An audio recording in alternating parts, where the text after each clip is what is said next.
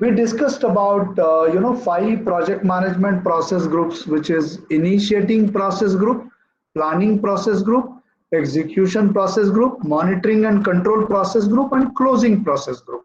This is more or less similar to almost all the project life cycles, or any activity which we do, where we initiate the things, we plan the things, then we execute the things, we monitor and control, and the lastly we officially close it. When I say like this, it looks simple, but in reality, when we do a large projects where the huge cost is involved, a lot of people are involved. As you know, we are in the field of, say, e-content development. In that process, what is the most costliest part? If we really want to see how the rupee is being spent onto the project, what is the major component which we actually spend? And that is salary of the people. Okay, so it's not like tools or computers or something or recording or whatever, that something is very minor. The major component is the cost which is incurred in salaries of the experts who are like instructional designers or pedagogical designers, graphic artists, and integration experts, or voice modulation guys and video editing guys, and so on and so forth. So what is our response if I want to control that price? Okay, so how I want to control that? I will have to plan meticulously that nobody is empty, nobody is really spending time, nobody comes to do time pass in the office. But if we don't give them a work, if we are not keeping them busy, if they don't have a visibility, then they will not be able to perform well. Or otherwise, if they have a high visibility, they will try to even go and outperform to do their job much earlier than a scheduled time, because they have a higher visibility. So why these all things matter? Because we actually generate that kind of visibility. Every person exactly know what is our goal, what is our quality standards, what I'm supposed to do, what is my role and responsibility, how quickly I'm supposed to do, what is my dependency on somebody else, who all are dependent on my work. Everything is known to them, so they can define the priorities. They can always really work hard to ensure that they are not losing on to time frame. All right, so that's the reason why this all things does matter. This is just to get you a feel of how these process groups are important and how they are actually being used in project management. For example, the conception and the initiation project. I'm sure that you all have done this. We can't do much discussion at this moment because it may consume a lot of time, but we can probably keep some time at the end of the session. So if you have something, so I'll just quickly browse through these documents just to get you a feel that this is not just an imaginary. This is actually come supported with a lot of real life documents which are available in our PMBOK book, that is Project Management Book of Knowledge. Okay, body of knowledge, that is what is popularly known. So that is where you have all the templates of these documents. They are available online. So it's not something which is vague. It is really, really documented, very well, nicely documented. And that really helps. When we say project character, that defines broadly the way that the project should be executed. Okay, which can be environmental sensitive, which can really give the more emphasis on tools, which can give more emphasis on critical component, which can give more emphasis on human elements, all that character. I mean, all the character things which we discussed earlier. Then we have project initiation. Okay, what is meant by project initiation? Project initiation is actually a document which gives you a complete idea that what is this project is, what is going to make impact at the end of the day, what are inputs, what are outputs, and what are tools and techniques which are used to convert this input to an output. Okay, so and then who is going to do it, how they are going to do it, what, that all idea is in this one singular document. This is a document which is now read by the investor or a project owner or a funding agency or somebody who is who is going to sponsor the project. Okay, then once these two things are done, then the next part starts. That is, we define scope, then we define budget, then we define timeline, then we define WBS, which is known as work breakdown schedule. Then we create a Gantt charts for critical path and different paths. Then we have a communication plan, which is very important. As I said, that we are many stakeholders, we are owners, we are funding agencies, we are end users, we are associate partners. Everybody needs to be get communicated. Now, how we do it? That's a communication plan and the risk management. So, in case of there are known or unknown risk, what is our game plan? Okay, so that need to be. Now, when I read this document, these lines, these are like individual document. Okay, so when I go for such kind of project, I create these documents before we actually, go and start the work. So the next part is status and tracking. KPIs, that is key performance indicators. Status and tracking is what? Where are we today? What is our status? Are we doing good? Then we are tracking whether are we as per the schedule, or we are behind the schedule, or we are ahead of the schedule. Okay, or it's going to impact on my dependencies. So if I'm going to get delayed, all others are going to delay, even though today they are in sync. But because of me, that is going to happen. Then can we put more energy into my project so that the delay is reduced further? All these things, decisions are taken. So we require status of this and the tracking. Key performance indicators is that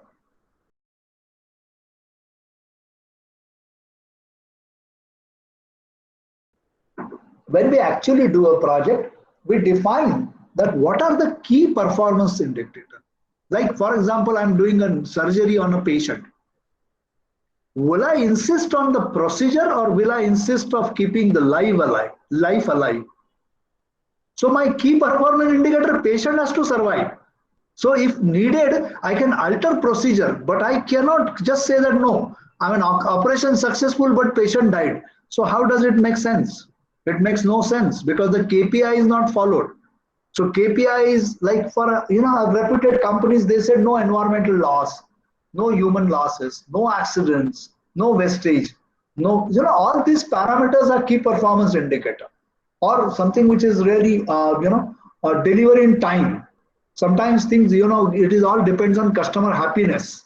So that is a key performance indicator which you have identified. I'm giving a simpler example. As the projects will unfold, you will have more clear parameters of KPIs.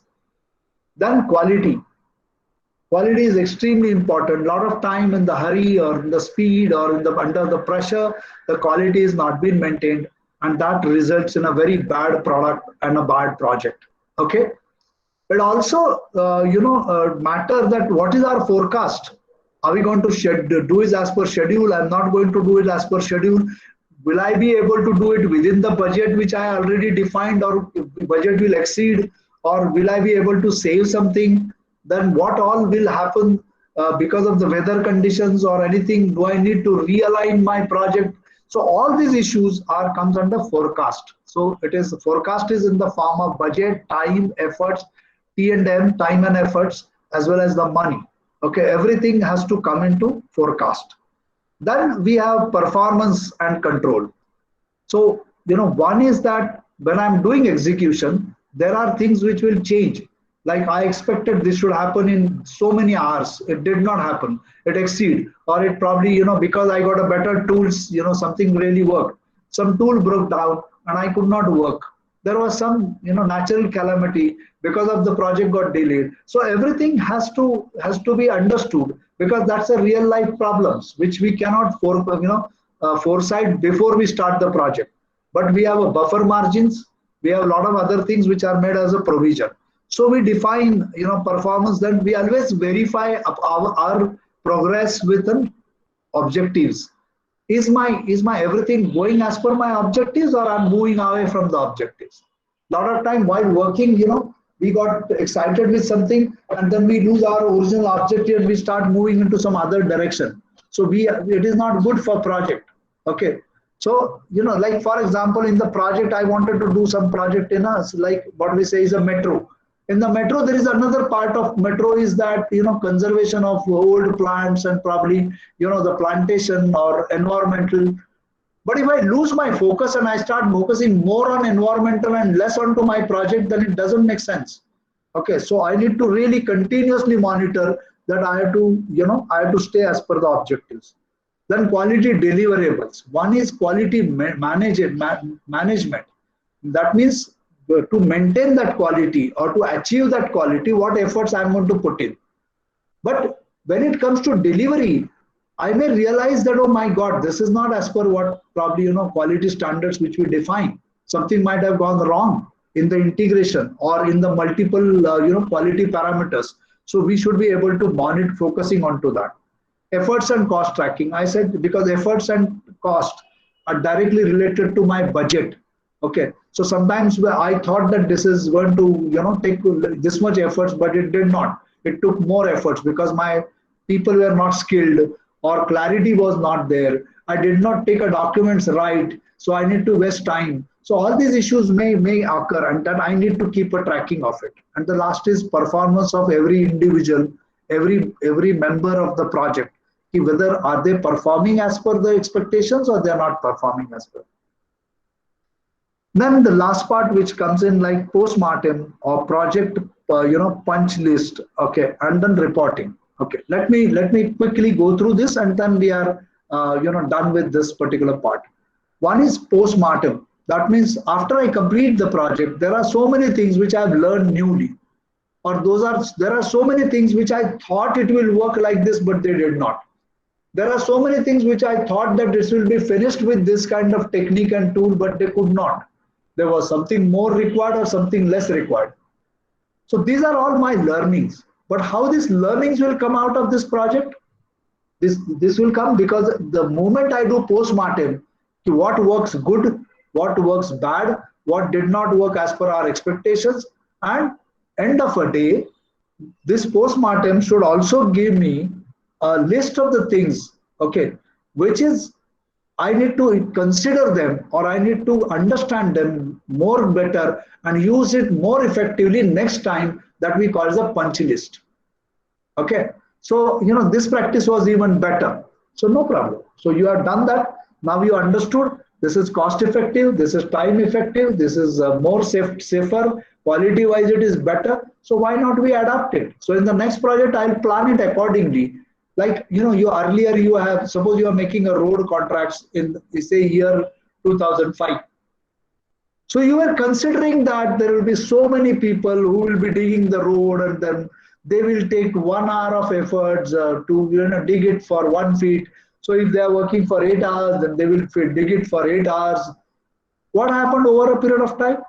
You realize there is something device known as earth moving equipment, which is known as bulldozer, or which is known as something which can just probably dig it and push it and do it, and it can do it 8 feet in 1 hour, and then it do not require 20 people. So now you're if you're going to use it, now your entire planning and scheduling and budgeting, everything will change. It might be same with the farmhouse. Suppose we have a farm and then we want to do it manually, and now we got a tractor, or we want to do manual harvesting, or we got a harvesting machine. So the project plan for both will change. Cost wise change, time wise change, efforts wise change, people wise change. So that is what we call it as the understanding and learning out of the project completion, and that will refine your next time planning, next time budgeting. It will be more precise, more accurate, and that's an experience which really plays. And the last one is reporting. Okay, so if something is not work well, or there is justification for acceleration of price, or there is something which you wanted to really a project, these people have done significantly good work, new ideas come, all that goes as a part of report. I'll just take out next 2 slides just for browsing, because again we may not explain the same. It is almost same. Okay, everybody use their own language to elaborate that. So these slides are with you. Okay, so concepts again, that it is furthermore drilling down that what is mean by concept, how it is to be put it, and all this. So these are the different ways of whatever you like, you can pick up onto that. So friends, why I told you all these 5 stages and the documents relevant to that, just to get you a feel that it is just not imaginary. It has got a strong foundation of document which need to be prepared. Without these documents in place, we need not move. We need not move to the next item. because as many documents as you create, that will bring more and more clarity to each and every member of the project. And that was an idea of telling you that these are the process groups and this is the way the different documents are done.